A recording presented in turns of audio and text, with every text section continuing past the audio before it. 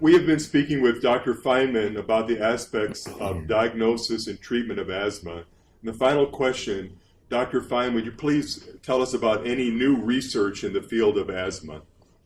So we've been really fortunate in that recently we've understood more about the mechanism of the inflammation, or the mechanism of what triggers the inflammation which is causing the asthma symptoms.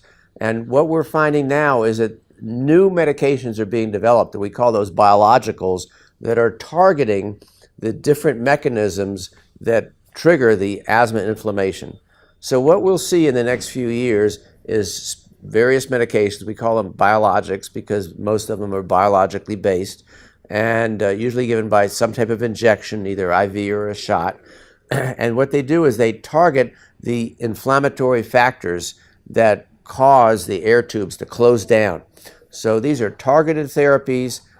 They should be very effective. They may not be for everybody, but for some of these more severe, moderate to severe type asthma, it shows a lot of promise for these patients.